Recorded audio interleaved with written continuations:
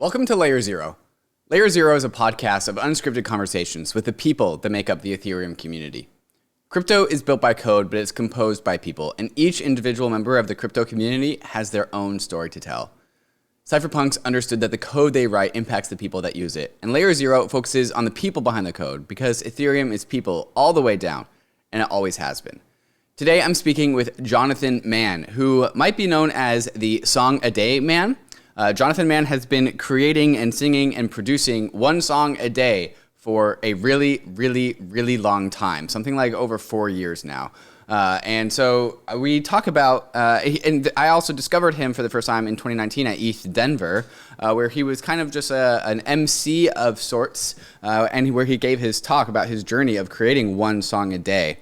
And there's a number of these a day people that have gravitated into crypto. Beeple being one of them, but there's others as well. Another previous podcast guest of Layer Zero, Justin Aversano, also took a picture of someone on their birthday every single day for a year. And there's a conversation to be had about the relationship between creative output, hard just work, provably hard work, because if you do something one time a day for years, you know you're putting in the work, and also the power of assets, crypto assets. So we unpack that a little bit, and we also go into what Jonathan has been up to with his DAO, the SongADAO DAO. And so that'll be in the second half of the show. So let's go ahead and get right into it. I bring you Jonathan Mann right after we get to some of these fantastic sponsors that make the show possible.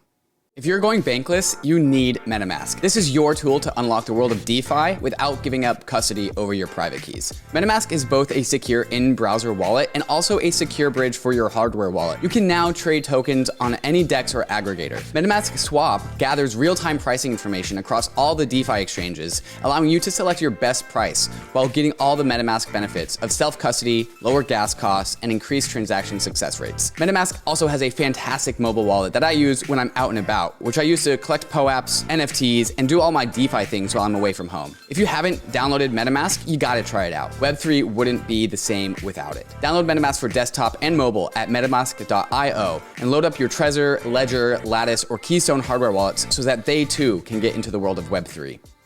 Living a bankless life requires taking control of your own private keys. Not your keys, not your crypto. That's why so many in the Bankless Nation already have their Ledger hardware wallet. But the Ledger ecosystem is much more than just a secure hardware wallet. Ledger is the combination of the Ledger hardware wallet, the Ledger Live app, and soon the CL Crypto Life card powered by Ledger. The CL card powered by Ledger is a crypto debit card with powerful features like an instant exchange to fiat, where crypto assets are only sold at the moment that you swipe your card, and also credit from crypto collateral, where you can collateralize your crypto assets in order to get a higher credit limit. You'll be able to manage your CL card powered by Ledger inside the Ledger Live app, right next to all the DeFi apps and services that you're already used to using, making the Ledger Live app your one-stop shop for all of your financial needs. Go to ledger.com, grab a Ledger, and download Ledger Live to get all of your DeFi applications all in one place.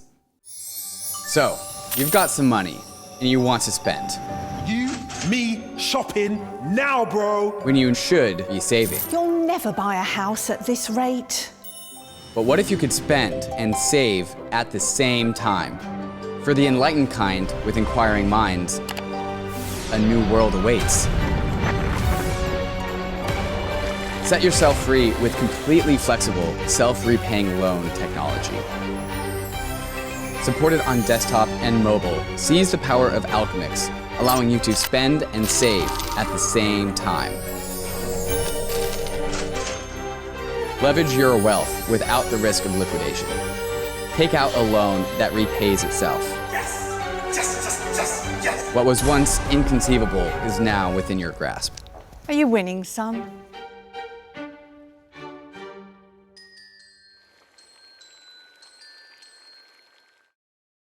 Hey, Jonathan, what's up? Hey, good. How are you doing?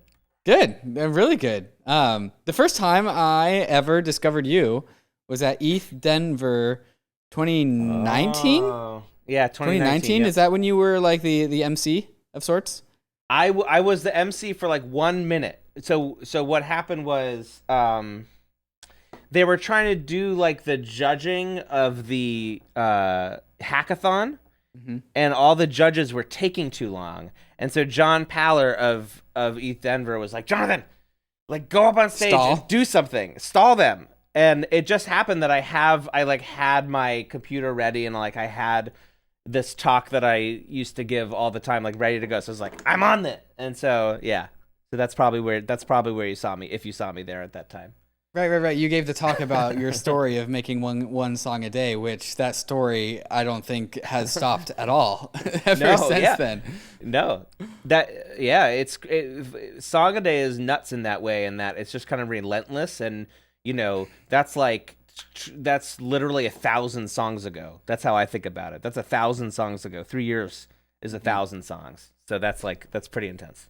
So most of these Layer Zero episodes, I start with somebody's backstory and then try and lead it into crypto. But with you, I actually kind of want to do the inverse because of just the nature of who you are. So sure, let's start with crypto. How did you find crypto? Yeah, that's fine. Well, from listening to the podcast, I know that you came in around 2017. Also, that's my entry point. I was at a conference in Ontario at a summer camp, and I saw a talk by Ethan Buckman, who does Cosmos. And he was just great. And I had never been interested in it before. It seemed like it wasn't really for me. It seemed like a finance bro kind of thing. It didn't really seem like it vibed with just didn't really see how it related to me. But something about his talk, and I can tell you exactly what it was. It was like, he explained proof of work in a way where I kind of got it for the first time, and I started, and then he also sang a song which helped. Like he had a little like ukulele and he was singing. It was great, and I had this really dumb thought. Like looking back on it, it's kind of dumb, but also it makes sense. Which is like, oh yeah, proof of work. Like I have that. Like I've been doing a song a day since January 1st of 2009. Like that's my proof of work. Like. And then I was like, oh, like, is there some connection between like blockchain and my SongADAO project, and like what could that be? And I talked to Ethan about it, and he was like really supportive. And then I got home and I tweeted. I mean, you could find the tweet, and I said like, hey, like, does anyone know anything about the blockchain? Like, I have this crazy idea for a project. And my friend Boris reached out, sent me some ETH, said go play. That was literally his words. And about a week later, he showed me CryptoPunks, and that was the moment. That was the real lightning strike light bulb moment for me, was seeing CryptoPunks at that time, which was maybe 5 months after they had launched, and it just blew my mind wide open.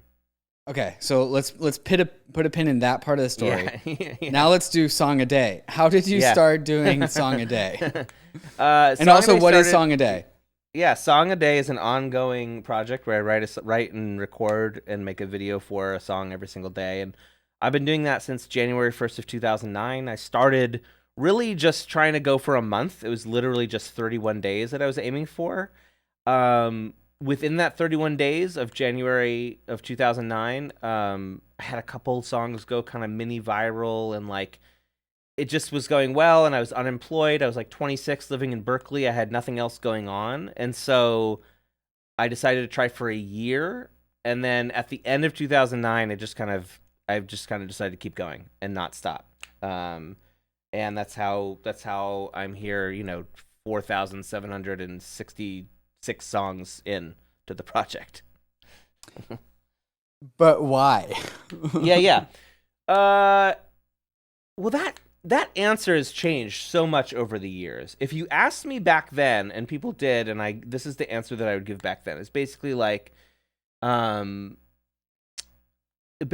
talked about how as a creative person who I'd been writing songs since I was 12, and like, well, I've always been somewhat prolific.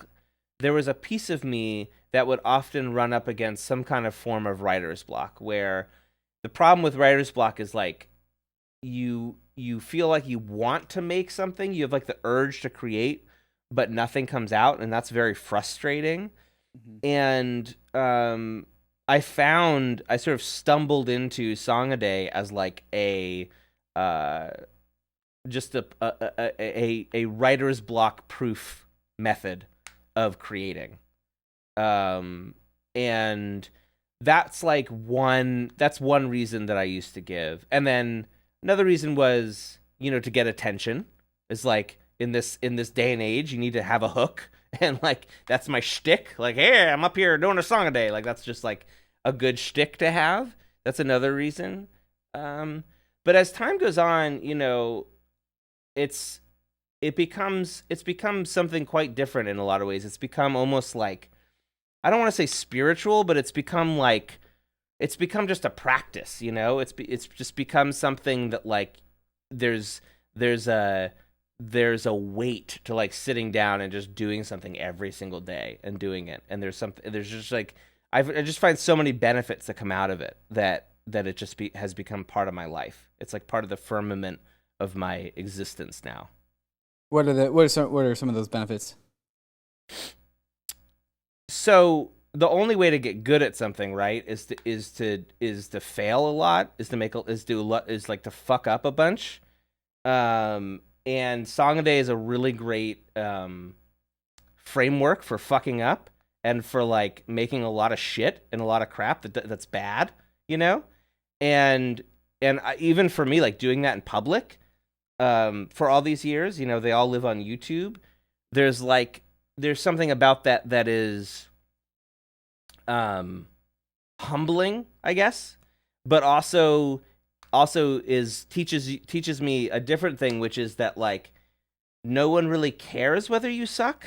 You know what I mean? No one really like there's haters and there's trolls and stuff, but like in the grand scheme of thing, like no one's really paying attention to you most of the time, and so like what's wrong with making something shitty on the way to making something good, and to not be afraid of that. So that's like a lesson that I learn over and over and over again.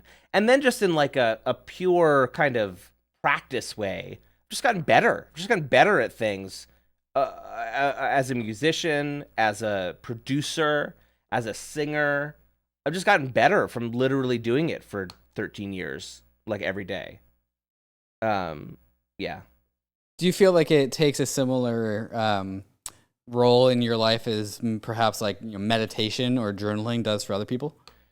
Yeah, I think that's definitely the case. I would say, I again, like back in the day, I wouldn't have said that, I wouldn't have that's not something that I set out to do.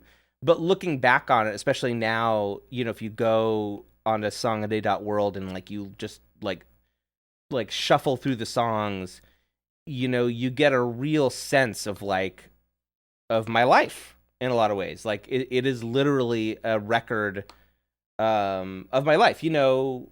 There's people, Ghazali just went viral for taking a picture of himself every day for 5 years, and my friend Noah Kalina has done that for like 21 years now.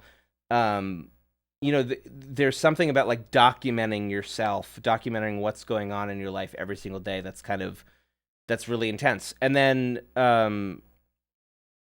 what was the other part? I don't remember what you just said. Yeah, I just asked if it fills the same niche as somebody who like meditates or journals. Oh, yeah, for sure. The meditation part, absolutely. In fact, like the one time that I feel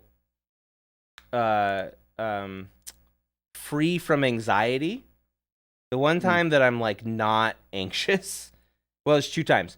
One of the times is when I'm sitting down and writing my song. Like when I'm really lost in creating a song, and like in that state of flow, if you're familiar with that idea, the idea of flow is where the task that you're trying to do is right at the edge of what you're capable of doing, and you're pushing right up against that edge. That's when you get into that flow state. And I find myself in that all the time when I'm doing a song. It's never boring.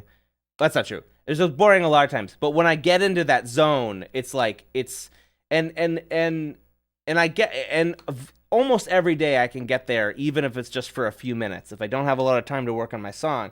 But when I'm actually in it, it's the only thing I'm thinking about. You know what I mean? Whereas all the other times of the day, I'm like anxious as shit about everything.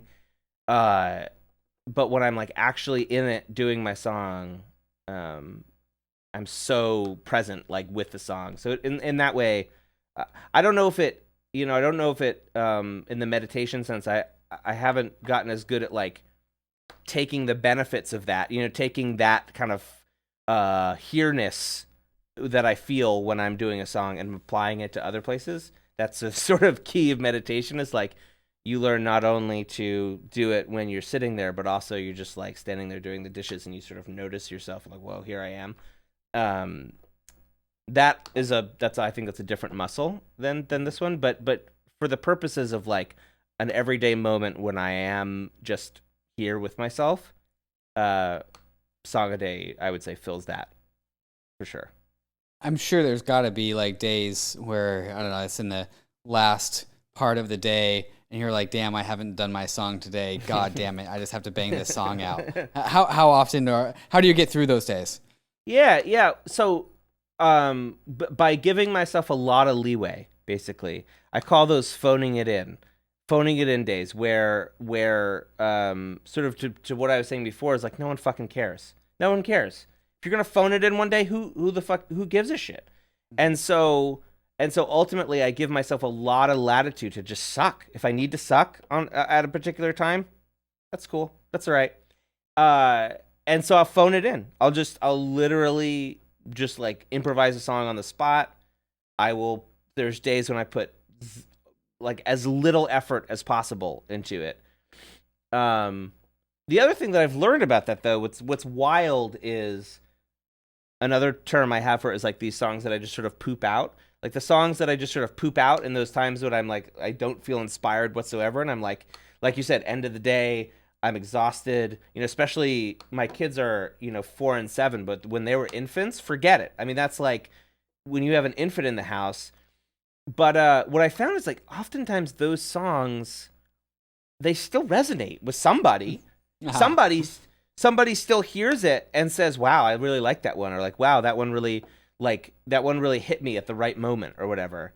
So who the fuck knows? Like I'm not, we're like not the best judges of what we make. And it's so easy to get in your head about like, is this good? Is this bad? When the fact of the matter is what you think about it kind of doesn't matter, because somebody else is going to think something completely different about it. There was a podcast that Ryan and I did, a Monday podcast, like one of the big ones, and I won't name the guest just because of the nature of the story. But both, as soon as we got off of the podcast, him and I were both like, oh God, that podcast was awful. Like, do we even release that? Like, that was so bad. And we just didn't have enough time to like scrounge up another podcast in time. So we released it, and it turned into being a number 3 most downloaded podcast in that spot for a really, really long time. And we got so much positive feedback about it. And we just learned a lot about ourselves. Like sometimes like what we think is good and what the enjoyment that we got out of it is just not at all what like all the listeners get out of it.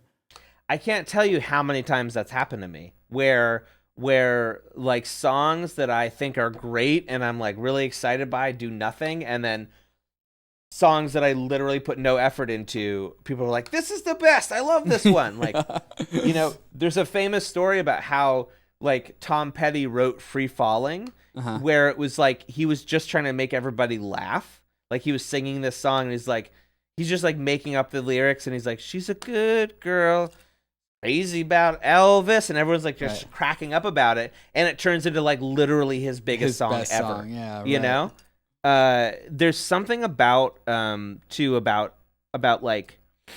a lot of people will say like, oh, you gotta like, to make good art you have to like be all emotional, you have to put your emotions into it, it has to be like this deep thing.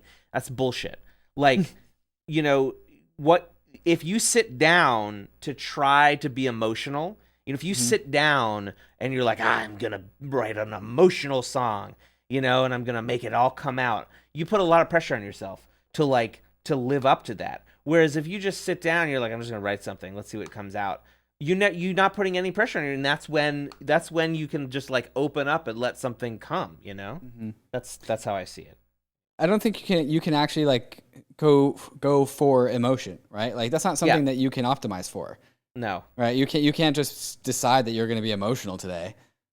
Exactly. And sometimes you feel emotional and sometimes you're able to like to channel your emotions, but on days when you don't, to try to do that, is fruitless, I think, but also on days when you don't, there's a lot of power in just sitting down and showing up. Mm-hmm. Do you have any of like your favorite songs that you've written, either judged by the output of the songs that you created or the process of you making them? Like a lot of the stuff I'm most proud of making are on like albums and things that I've done. Like a big part of what I do with SongADAO is I go back and kind of mine the songs for things that I think could stand to be polished, because a lot of times what comes out of SongADAO sort of is ultimately like a demo in a lot of ways. So I put out an album like 2019 that I'm really proud of, and I did this narrative fiction podcast called SongADAO, and the music for that I'm super, super proud of as well. So those would be, I'd say, like the ones that I'm like most, because I put so much work into them, to talk about like the process. Like I really honed and tried to get to the heart of like what each song was. And so yeah, that's definitely what I'm most proud of, I'd say, or the ones I like the most. So picking up the crypto thread, crypto is a very interesting industry. Do you think that like you've used crypto just as like inspiration to like, crypto has so much content inside of it. Like I can just get a lot of inspiration from my songs. Crypto is going to make writing about songs so much easier. Are these some of the thoughts that went through your head? No, but I, in my life, because SongADAO is just part of my life, like I said, the firmament of just what I do, anything that I get into, I end up folding into SongADAO, right? So you can look, and like on, I think it's September 17th of 2017, I wrote a song about CryptoPunks because I was just so into CryptoPunks. And that's just sort of naturally what I do, I wrote a song about Dada, like Dada, the Dada art people I wrote a song about. And I did a song about, what's another one? I did several CryptoKitty songs back then because I was just so excited about NFTs. They weren't called NFTs back then, but like that's what I was excited about. And so that sort of continues now, where now I'm like really deep in this space. And so yeah, there's just so many different things to write about. I'm working on, today I asked Twitter what to write about, and some people said, and I also I said what should my song be about? No shilling was and then like, because I didn't want people to come in and be like, write a song about this project, my project, this project. Write a song about my bags. Yes, exactly. And so several people were like, no shilling, that's a great song, that's a great.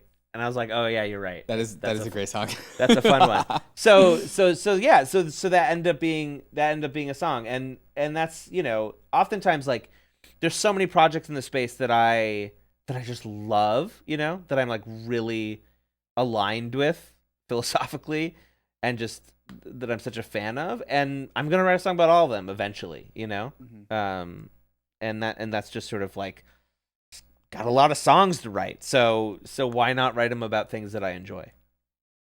One of the more recent songs in your trajectory that you've written is the ENS DAO one. That was super catchy, by the way. I posted that into a couple of my Discords, like, yo guys, like, look at what the energy of ENS DAO created. Like, we have, singer-songwriters writing songs about it, but also listen to how catchy it is. And also I think a little bit of what's going on here is, you're becoming a bit of a storyteller, or you have been, right? You're like, so much of the story of ENS got baked into that song. Yeah. Maybe it's me reaching for something when I kind of say like the vibe of the song is also part of the vibe of ENS, like the melody and the tune is very, very ENS like, but also just straight up the lyrics were illustrating to people about what it was. And the fact that like somebody would write a song about ENSDAO, it's not like you wrote about like Coinbase or insert your equity company here or you know, like shillmybags.com. You wrote about ENSDAO, a community project. And so that is also part of the story. Do you see yourself as a little bit of a storyteller in like these short little snippets of songs?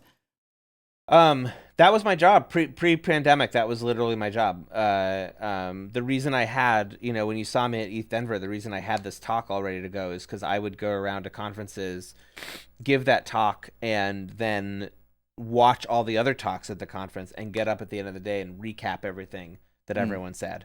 And that was literally, that's what I was doing. I was doing maybe 15 of those a year. And like, that was my main job, right up until the pandemic.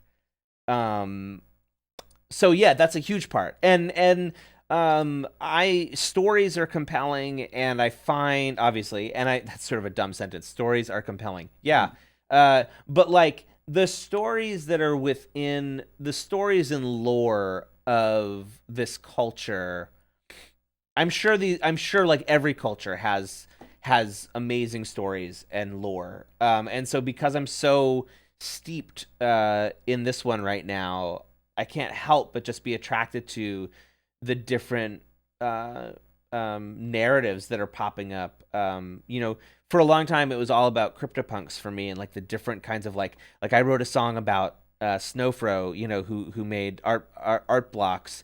His burned zombie punk, like he accidentally burned a zombie punk, which I love. Like there's a great story about like how that happened, and even the story of how he made art blocks, where he sold a bunch of his really valuable punks to fund art blocks, and then art blocks becomes this amazing, like that's just a great story, you know. There's all these amazing stories in the space, and so ENSDAO is just one of those stories, you know. It's just like what an amazing project, and what an amazing kind of like coming to fruition of something in the space. And so it was a no-brainer for something like that to write a song. Whereas like, you know, not to shit on this or anything, and I absolutely do not mean to do that, but like everyone's like, when are you going to do a song about Irene DAO? And I'm like, I'm not sure what the story is there necessarily. If there's a story there that pops up, then I'll be compelled. Whereas with Ghazali, did you see Ghazali, this kid who took a picture of himself every day? So there's this kid from Indonesia who took a picture of himself every day for 5 years and made a PFP project basically by accident. He upload, and it's great. And like, so that to me, it's the guilelessness of him that like makes it compelling.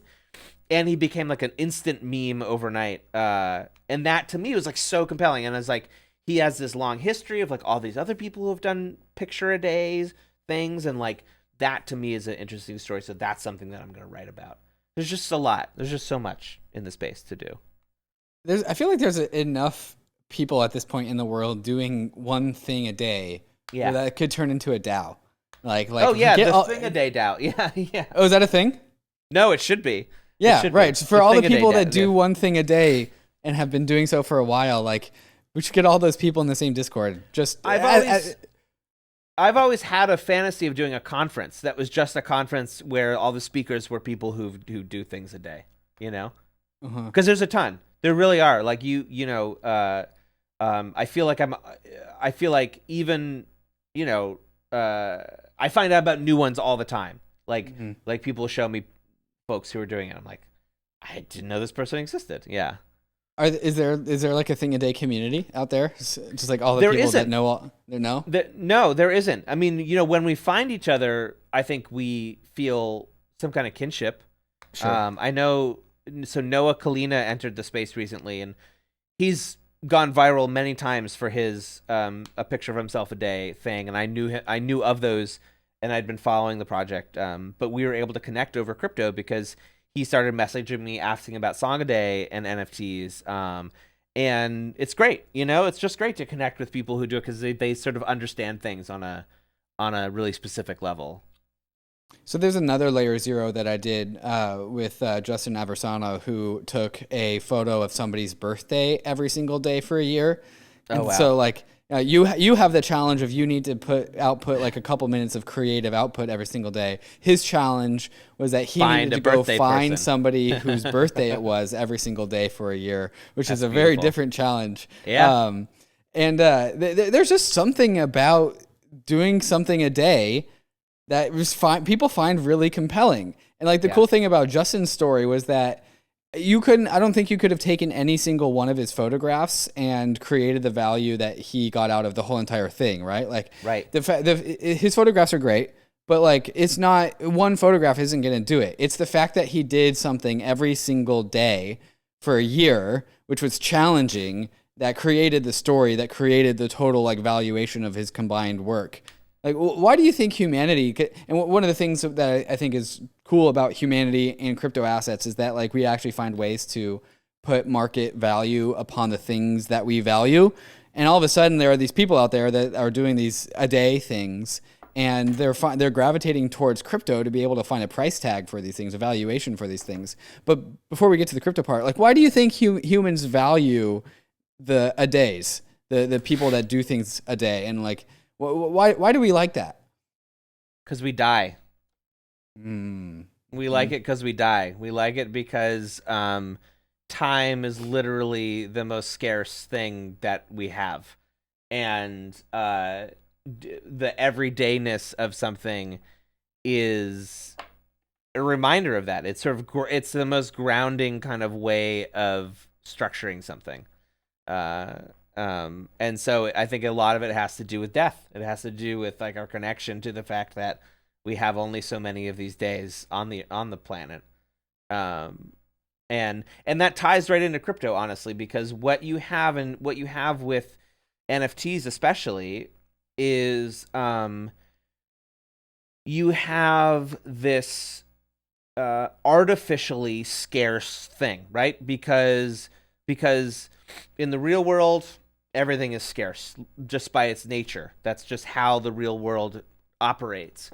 But in computer land, as we know, like, things are infinitely perfectly replicable. And so we have suddenly this way of making digital things scarce, which is holy shit. That's like amazing. But then we have to confront this idea of, well, what does that mean? Like, how can we make something digitally scarce in a way that feels legitimate, that feels true? And, we would talk about this kind of shit all the time back in the old days, back in 2017, 2018.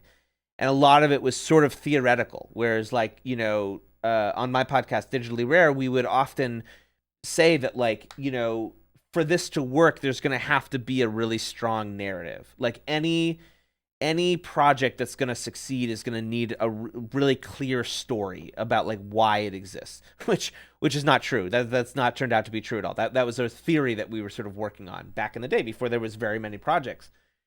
But ultimately we are still confronted by what is, and we're so early that actually we don't really know the answer, because in the long term, 10 years from now, who knows?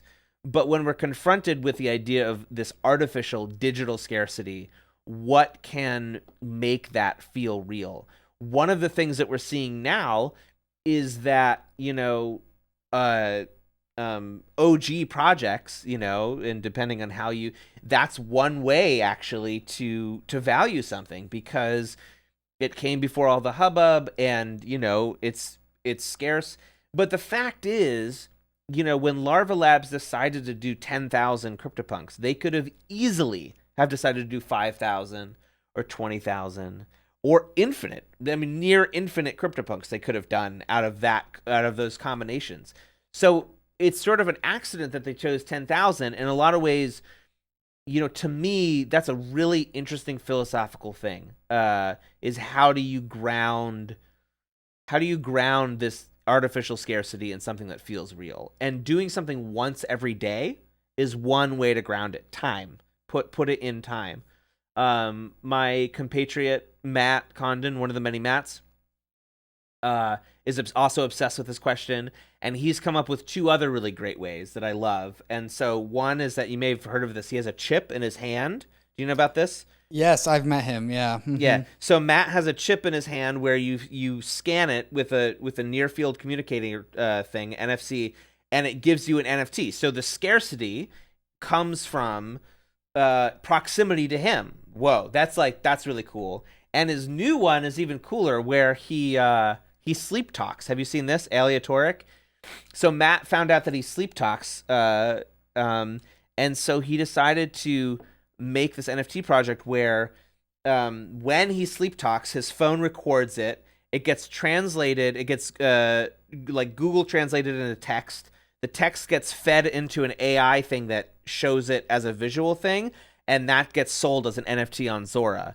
And so the scarcity of this project, he has no control over how many are going to happen. It only happens when he sleep talks, which, there's been months now where he hasn't. He set up this whole project. He was sleep talking all the time, and then he set it up and he hasn't been sleep talking, which is just fascinating. So that's another way of creating real scarcity in this digital realm. So that I find all of those experiments like the most fascinating. Can you elaborate on the relationship between scarcity and market value of assets, and what the blockchain has to do with that?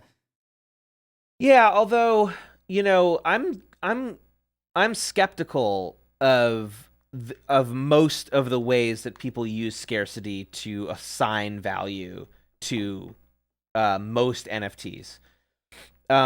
Because it all feels so arbitrary to me. So let me actually ask that question slightly differently. Can Sure. you elaborate on the relationship of the scarcity of human time and labor and creativity? Okay. The market value of assets on public blockchains. Yes. Well, that to me is way more interesting than the other thing that I was thinking when you were saying that is like this one has like lasers shooting out of his eyes, and that and that's rare. It's like, okay, really, why? Right. I could just go mint 100 ERC20 tokens and say scarce. Yes, yeah, exactly. It needs to have when I didn't realize this for a long time. When when projects are choosing like Bankless, how did you decide how many tokens to make? What was your rubric? 1 billion is a big number. You just picked the number. Like this to me, like I didn't realize. Like, you mean there's no? And people were like, of course there's no. It's just you can make up any number. It's just whatever. I'm like, oh yeah, right.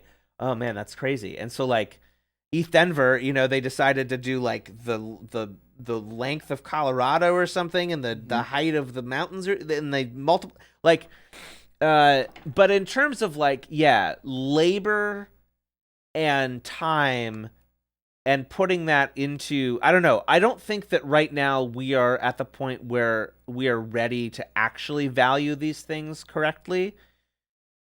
In the NFT space, I think that there's too much froth, and there's still too much like Wild Westness of it. But I think there's a chance that like over time, NFTs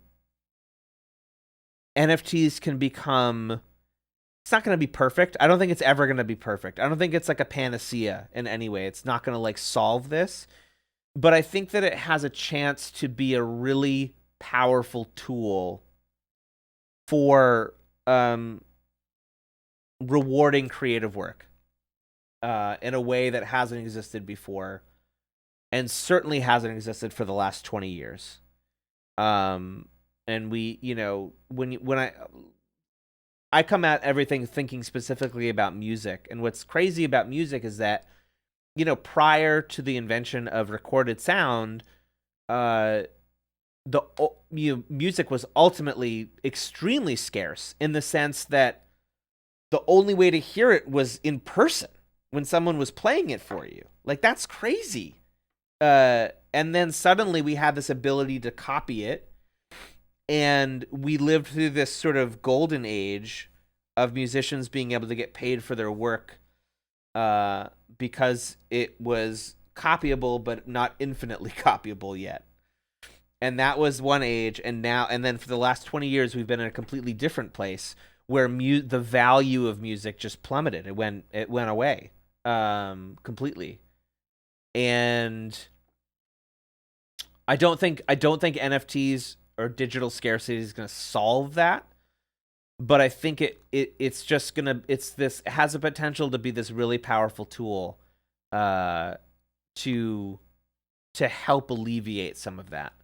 And I don't know how much of it has to do with scarcity or not. I think that sort of still remains to be seen.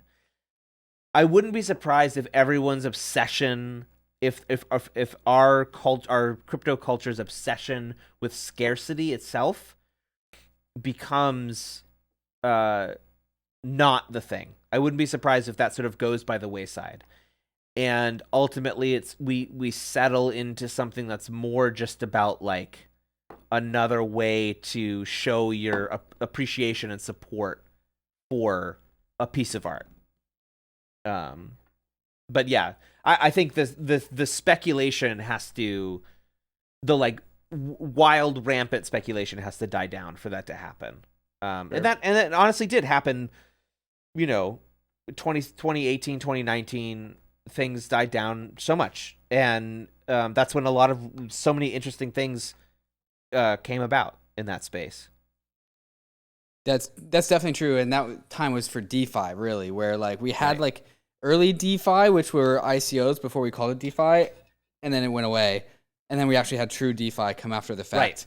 And so like we're having this first NFT frothy movement in 2020 and 2021, and there's a ton being built right now, but that a lot of that froth hasn't left the market quite yet. No, and it will eventually, I assume. Hey guys, in the second half of the show, we get into the subject of the SongADAO, which is the DAO that Jonathan has spun up to help manage the funds of all the money that is raised from his song a day sales, and other conversations around this topic as well. So let's go ahead and get there right after we get up to some of these fantastic sponsors that make the show possible. Polygon is Ethereum's largest and most vibrant scaling solution to date. With millions of monthly users and all of the biggest DeFi apps, the Polygon ecosystem has turned into a blossoming metropolis of DeFi activity. Transactions on Polygon are quick and cheap, allowing users the freedom to achieve their DeFi goals, all while being economically anchored to Ethereum. But Polygon isn't just the proof-of-stake sidechain. The Polygon team is building a suite of scaling solutions, including Polygon Hermes, Maiden, Nightfall, and Zero, all with different design choices in order to be optimized for all possible crypto use cases. If you're a developer who wants to build on the Polygon ecosystem, go to the link in the show notes to check out their fantastic documentation. And if you're a user who just wants to experience fast and cheap DeFi, you can bridge over your ETH or other tokens and start playing around with any of the thousands of applications that are available on Polygon. The Layer 2 era is upon us. Ethereum's Layer 2 ecosystem is growing every day, and we need L2 bridges to be fast and efficient in order to live a Layer 2 life. Across is the fastest and cheapest and most secure cross-chain bridge. With Across, you don't have to worry about the long wait times or high fees to get your assets back to the Layer 1. Assets are bridged and available for use almost instantaneously. Across's bridges are powered by UMA's Optimistic Oracle to securely transfer tokens from Layer 2 back to Ethereum. Across is critical ecosystem infrastructure, and ownership is being handed over to the community. You can be a part of this story of Across by joining the Discord and becoming a co-founder and helping to design the fair launch of Across. If you want to bridge your assets quickly and securely, go to across.to to bridge your assets between ETH, Optimism, Arbitrum, or Boba networks. Bankless is proud to be sponsored by Uniswap. Uniswap is a new paradigm in asset exchange infrastructure. Instead of a cumbersome order book system where trades are matched with other humans, Uniswap is an autonomous piece of software on Ethereum that lets you trade any token at the current market price. No human counterparties or centralized intermediaries, just autonomous code on Ethereum. Input the token you want to sell and receive the token you want to buy. The Uniswap Grants program is accepting applications for grants. Do you have something of value that you think you want to contribute to the Uniswap ecosystem? No matter how big or small your idea is, you can apply for a unique grant at uniswapgrants.org and help steer Uniswap in the direction that you think it should go. Thank you, Uniswap, for sponsoring Bankless. My hot take that I think is true is that these a-dayer artists, people that do things every single day, find crypto sooner than all the other artist types of the world. Do you think that's true, and then why? I think that, I don't know if it's true that we find it faster. I know that I feel like we, maybe we get it faster. I feel like as soon as I was like properly explained what proof of work was and how that operates, it really fit for me. And then seeing CryptoPunks, 10,000 CryptoPunks, 3,000 songs, there's 10,000 of those. There's as many of I can make until I die of these. Like, it just, there's something that sort of like, there's something that clicks in that realm. It's hard to know now because now there's quite a few of us thing a day people who are doing it. Although it's worth noting that, like, Beeple, when he came into the space, unless I'm wrong about this, he didn't like make it into something that had to do with his everydays. It wasn't like he put out all of his everydays. He was like much more curated about it, and it was like, here's this everyday and here's that everyday, and then he did his big sale, but that was like all of his everydays all at once. It wasn't quite the same kind of like, here's the group and I'm gonna put them all up for sale. I think that it's the people that get, at least from the NFT side, the people that get it the most are the people who have been robbed of the ability for their artwork to be valued. And Beeple was a prime example, because he makes these really cool images, and there's just no way to monetize those in a way that is, clearly what they're worth. And, I talk to Eclectic Method all the time, and like, he was tired of DJing. He's like, that's how he had to pay his bills. But all he really wanted to do was make like cool little 3D music pieces. And like, who the fuck wants a cool little 3D music page? Like, what are you going to do with that? You can't do anything with that. But now you can. And those are the places, those are the spaces where I think people ultimately really get it, is where the thing that they make has no like place to live, has no place to like really reside, which is true of me. Like I writing a song a day for 13 years, putting them all on YouTube, that's not a living, that's not even like an eighth of a living, Mm-hmm. So that's why it was, I think it's maybe less to do with the everydayness, and it's more to do with like the lack of value put on the stuff that we create. I'm glad that you took us here, because if you hadn't, it was going to be my next question, because there's something I'm trying to circle around, and I think it's time that we descend there. You started off with talking about the connection between what you're doing and proof of work, and in another way, like one of the ways that I like to explain proof of work to people that are asking like the 101s is like I point at the Egyptian pyramids, because when you go to the Egyptian pyramids, like it's a proof of work. Like that took a lot of work. Like you don't have to verify it. That it's true. You just have to look at it. And so that's one of our early OG like proof of works. Like if aliens came to planet Earth, they could see the pyramids and be like, "Oh, that took a lot of work." It's very obvious. And then they can go to your YouTube channel and see your upload rate, and it's like, oh, one song, one a day. They're all unique. They're all different. Oh man, that took a lot of work. Right. And you're telling me that like all these adayers, these creative adayers, are finding crypto because of and some sort of need to fill a monetization niche. And one of the fascinating aspects, I've already said this once before and many, many times throughout the Bankless ecosystem, like one of the cool things that really makes me bullish about crypto is that in Ethereum specifically, the ability to tokenize stuff allows, and tokenize stuff on open public permissionless networks that allows the whole entire globe to come and impart their perceived value upon these things, that we now have ways to produce market assets, financial assets that more closely align with our human values. So we have the market value of our assets more closely aligned with our human values. And so I think we have like these creative adayers that are putting in the work that is verifiable and that's backed by time. You have provably burnt time to produce this output. And like maybe it's not a financial asset like staked ether is, or a bond, a treasury bond, But at some point, like, it doesn't matter because so many things and so many value of our market assets are perceived, right? We have these narratives of like the price to earnings ratio or price to sales ratio. And that's a fundamental valuation, but it's also perceived. Yeah. And then we start to zoom out a little bit and you're like, oh, well, what else is perceived? Like a Monet is also perceived, but no one's going to like argue with you about like the value of a Monet. And at some point, like what's really happening here is like, so we have so many creatives out there in the world burning their time in the same way that proof of work miners are burning their electricity to produce some sort of creative output.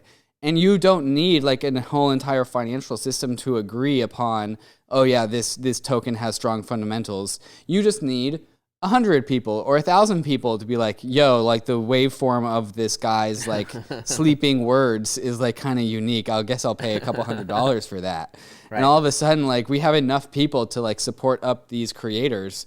And the only thing that the creators really need to do is provably burn their time in honest and real fashion.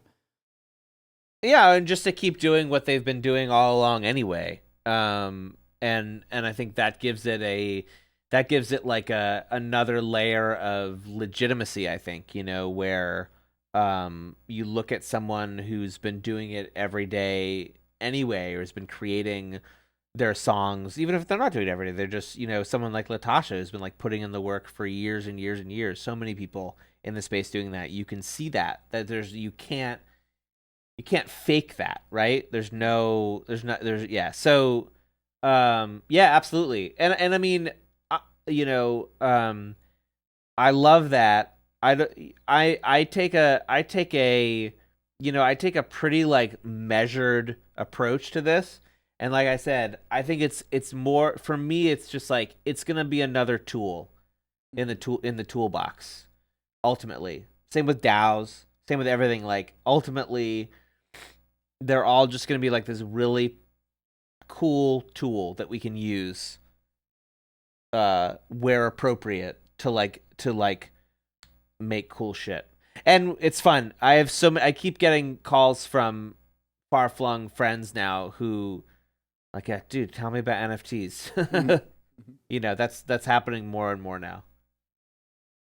So, but when you discovered Ethereum and crypto and NFTs before they were called NFTs, you didn't really see this as like this is how I can monetize my SongADAOs. You were just drawn to it for whatever reasons? No, I was immediately. I was really? I immediately saw it as there's like a video that I found actually. We can maybe share it in the show notes. A video of a talk that I gave in right in 2017, not long after I had discovered CryptoPunks, where I lay out the entire SongADAO NFT project in 2017. Like I didn't know this video existed. My friend had sent it to me, and I give a talk about CryptoPunks. I'm like, here's these CryptoPunks. Aren't they so cool? Like, and I point to this zombie one. I'm like, this one, for instance, like there's only blah, blah, blah of these. And it's really rare. So it's very valuable. See, it's $333. Somebody is willing to pay $333 for this zombie.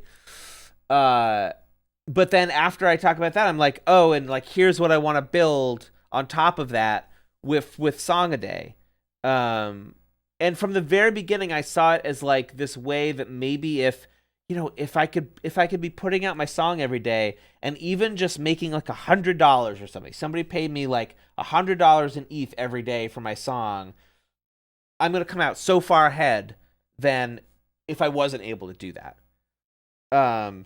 And that was like the impetus for me from the very beginning, was the monetization part. And then the further I got down, like, just like you said, you start going down these rabbit holes and you start discovering like, oh, right, everything is made up. Like, everything is completely just made up. It's all stories like entirely down. It's all memes. All the way down. It's all stories. And so, that's mind blowing. And then, and then back in those days too, there was nobody, I've heard you talk about this too, like, even Vitalik, like, nobody got NFTs. Nobody gave a shit about NFTs or understood. And there was a small group of us, like me and like the Dada people and the super rare guys. and Jason Bailey from Art Gnome. There was a bunch of us in New York, and we would have all these meetups, and we would just get together and just like geek out about NFTs and digital scarcity. And yeah.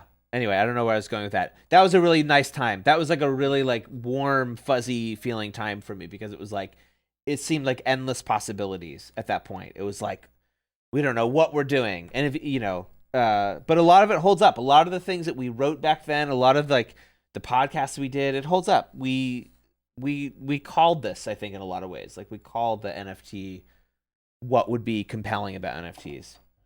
So what was the original monetization plan for your SongADAO with using NFTs, and how did it start, and did it change over time?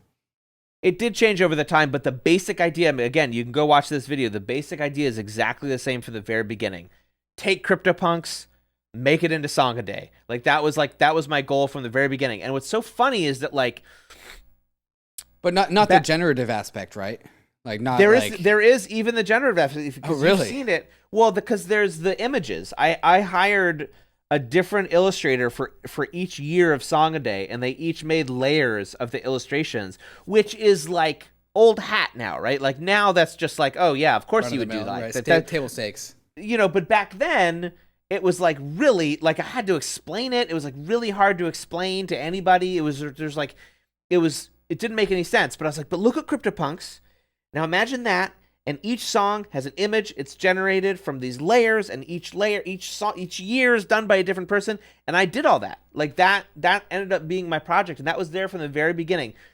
Each CryptoPunk has all these traits, and again, the traits were like, yeah, of course you're gonna have traits. Like what, your thing isn't gonna have traits? But it was like, no, you don't understand. Like no one got it. They're like, traits? What are you talking about? Traits? What are traits? No. So like there's a location, like I sang my song, and like there's a topic, and there's all these different traits of the songs, and they're like, what are you saying? Like it doesn't make any sense.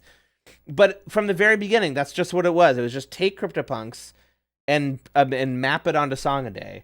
And the main thing that changed actually was the DAO. The main thing that changed from then to now was seeing some of the amazing experiments, specifically like Nouns DAO and the Song That Owns Itself, and those blowing my mind in a whole new way, and deciding to like bring that part of it and glomming that onto the SongADAO NFT project that I had been building for forever anyway. Yeah, so that's the main thing that changed was bringing in the DAO aspect. Yeah, so what's the state of the SongADAO project now? Like as of right now, where is it at? So it was a ton of work. It was like a ridiculous amount of work to get this project going. I spent probably like $600,000, maybe more total, building this project, which is like more than I normally make. I up until this year, I made about $100,000 a year for the last 10 years. That's been my where I've been. Basal level, yeah. So the idea that I spent like 6 years worth of that just this year, just in creating this project, and funded through this other project I made called Fucking Trolls, which is a PFP project making fun of other PFP projects. I have to look at this. I did not know this. Many people sell their trolls for $0, so you can get some, which is just glorious. It's just wonderful. But we made a shit ton of money off Fucking Trolls. I made a shit ton of money off of just selling random NFTs this year, and I was able to finally fund this project that I'd been dreaming of since 2017.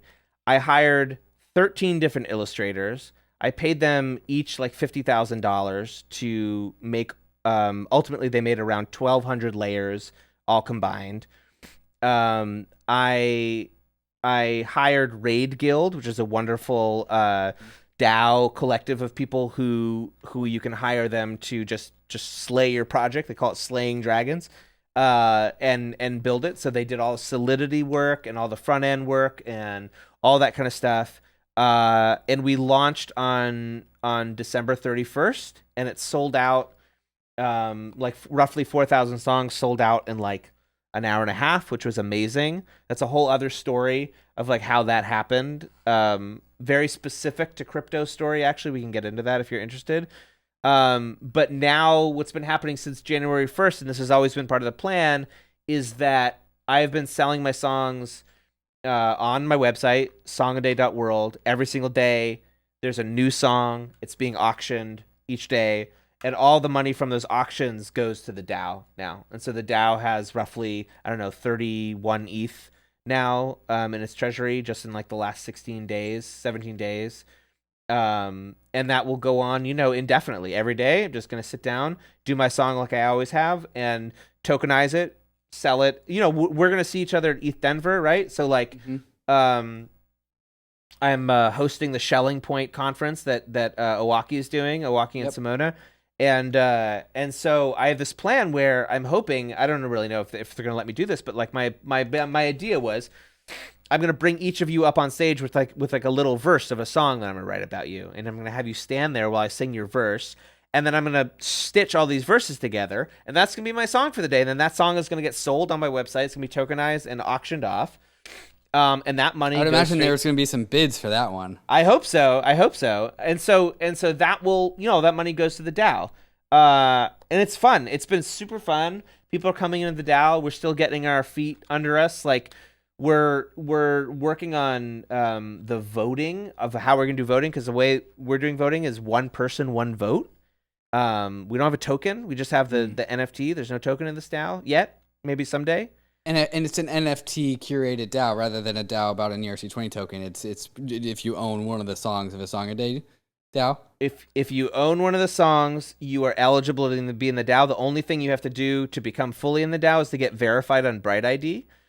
And then you can vote once you're verified with Bright ID. And that's what we're trying to do right now. It doesn't actually exist. This is like we're hoping to make this like a public good thing that doesn't exactly exist yet, which is a snapshot instance or whatever you call it that has Bright ID as part of it, so that you can have a snapshot where you're sure that everyone who's voting is a person. Every single person who's voting is one person, which not a lot of projects are doing currently because it doesn't exist. And that's what we're building right now. And it's cool, man. It's like, it's crazy. It's a crazy world. And I'm just so like excited and as jazzed as I was the first day that I saw CryptoPunks. How much do you let the DAO dictate what your decisions are? So the DAO, anyone who holds an NFT, ultimately is welcome to have creative input. And at some point, once we have like the voting up and running, we will be doing, things where we'll take certain questions to the DAO. Like, I have a lot of like collabs that I want to do, and we can have them like suggest collabs or like, steer the collabs in a different way.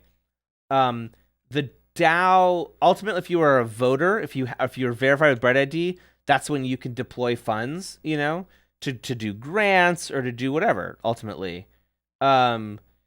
I would say that like the creative direction stuff is more of a suggestion, and the treasury stuff is more binding. Like that's the idea. It's like once you are verified that like you are you and you're going to be one person, one vote, then we're going to, then we'll abide by what everybody wants, like we already have proposals to do like a NFTX vault for the songs, and like, I'm down for it, but like depending on what people want to do, then we may or may not do that. Does allowing the DAO to dictate your creative output make you uncomfortable? No, because like I said, it's not binding, that part. The part because perhaps it would make you uncomfortable if it was. Yeah. Well, I just think it would be less interesting because I found that like most people don't give great suggestions. is what I found, and sometimes they do, but I found that like it's more interesting to me what they will do with the money than it is to me what they will do with the songs. Mm-hmm. Leave the songs to the professionals, I guess, is like is the way I'm thinking about it. So what about the dynamic of like there's only one of you. Yeah. And so like the DAO is really a DAO around like the treasury, not the song creation. What's the dynamic like of you have this one guy who's responsible for the actual inflows of ether into the treasury? What's that like? Yeah. Well, what's interesting about that is that, I mean, so we're only 17 days in, so I don't really know what it's like yet. And I would like to get to the point where, you know, part of why I wanted to do one person, one vote, and that includes me, is that I tried to, because it's so me focused, I wanted to give as much power as I could to everyone else, knowing that I wield, obviously, way outsized influence. I wanted to find a way to counteract that as much as I could. And so that's the part of the idea behind one person, one vote. But ultimately, you know, it remains to be seen ultimately, like how people are going to respond to it or what it's going to look like. So far it's been really fun. And I would like to get to the point where it's not just me bringing in the money, because there's a lot of opportunity for other people to if someone got a song placed in a movie or something, that could bring in an enormous amount of money to the DAO. And we have pathways for, because the DAO is a legal co-op, like Spork DAO is, we have pathways where if you do something like that, you can get paid by the DAO in ETH. You can get paid from money directly from the treasury if you bring in. It's called patronage activity. There's this co-op term called patronage activity where things you do that benefit the co-op entitle you to money from the treasury. So yeah, I just imagine someone being a music licensing person, and you know, there's a lot of songs to choose from, like listening through and being like, oh, I like this one, like maybe this one could fit here, maybe, or something. And then if that happens, all that money, all the royalties and everything flow into the DAO, all the off-chain royalties, I mean, like from Spotify and from the ideally, I would like to get to the point where Paramount Pictures is not doing a deal with me, they're doing a deal with my DAO. And ultimately it's the DAO who has a lawyer who's hammering out the details, and all of that money flows right back into the DAO. And the person who is responsible for that can see some of that upside. How do you think the mere existence of the DAO impacts the valuation of the NFT songs? Do you think because like you could just pocket all the money for yourself, right? And it would be a lot more direct. And yes, I mean, for a long time that was the plan, right? And part of the reason I minted the songs, the original songs, the archive of the songs on December 31st, I had the mint price at 0.2, which is like really high for a project like this. But the reason I did that was because that was the number that I needed to feel comfortable to give the rest of this money to the DAO. But I think ultimately it's a long-term prospect, right? Like, I don't know what's going to happen. And like right now we're living through this moment that's really interesting in NFTs that I've noticed. And I keep talking about this because it's on my mind. We're living through like it's burgeoning, this like really burgeoning pure meme NFT time that we're living in. Olive Garden was maybe like the first that I noticed. Ghazali is another example of this kid. And now Irene DAO, which is like these three just like pure, almost a reaction to the rallying cry that's been around for the last like 6 months of like, utility. What's the utility of the art? The art needs to have utility. And now there's a reaction to that. We're like, fuck utility. This is we're going Dogecoin, people. We're just going like pure meme. It's the funny fucking thing, and we're all getting behind it. And you're buying it. And you're buying it. Yeah, right. So ultimately, I don't know what's gonna happen, but I've set up SongADAO in a way that I think in like really long-term ways, because of I think about, 3 years is 1,000 songs, which sounds like a lot, but honestly, man, like the first 1,000 felt like they took forever. The second 1,000 kind of took a while. The third and the fourth 1,000 went like that. They're just like going so fast. So I think about like 3 years in the future when I've literally auctioned off 1,000 songs, and all that money goes into the DAO. What are NFTs even going to look like? Like, is any of the stuff that's around now still going to be around? I don't know, but I've built SongADAO specifically to be able to hopefully weather whatever comes, having lived through the one winter that I did. Do you see yourself changing the songs that you write and how you write them or how you sing them or what they're about, because you now know that there's like a DAO behind this and you're trying to want to be like a profit maxi on behalf of the DAO? Yeah, definitely. And I talk about this even in that very first talk that the CryptoPunk talk that I was talking about from 2017. I sort of was aware even back then, and I thought what the vector was going to be actually was rarity. I thought the vector was going to be rarity because that's what CryptoPunks was. And that's how people were valuing different CryptoPunks. So I thought, like maybe when I'm doing my SongADAO, like if I play with an instrument I've never played with and I do it in a location where I've never been and I sing about a topic that I've never sung about and I'm wearing an outfit that I've never worn, like maybe, which I don't think is the case anymore. And it's more about the stories about the space that people want. Now that's not surprising to me in the least, because always the songs that get the most views are the topical songs. Right. All of my most viewed songs are either political in nature or about pop culture or whatever. Like those are all the ones that have the most views. Right. So songs about crypto, makes perfect sense that those would be the ones that people are willing to pay the most for. I would imagine that, like, if the ENS DAO song, for example, it would be really compelling for the ENS DAO to make an offer on the ENS DAO song. Well, they own it. So it got minted. They do? Oh, yeah. Yeah. It got minted. I minted all the songs randomly in the drop. Uh-huh. And so somebody got it, but then they bought it off them. They were able to secure it. There's a bunch of ones like that, where the people who ultimately the song was about, like, they were able to secure it after the fact, because I did it randomly. I wanted to be fair, and that's why I did random.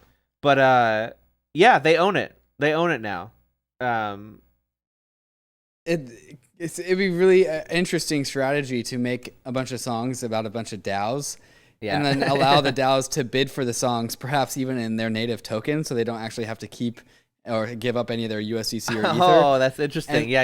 And then your DAO has just a shares of all the other DAOs, and just because you sang a song about them, they kind of have to buy it at that point. Yeah, definitely. Yeah, and there's I did a song about Constitution DAO when that was a thing. I've already done a bunch of DAO songs. I have a bunch of like collabs lined up with NFT projects that I love. I should probably do some more DAO aligned things. We could do a Bankless do you allow your songs to be commissioned by projects?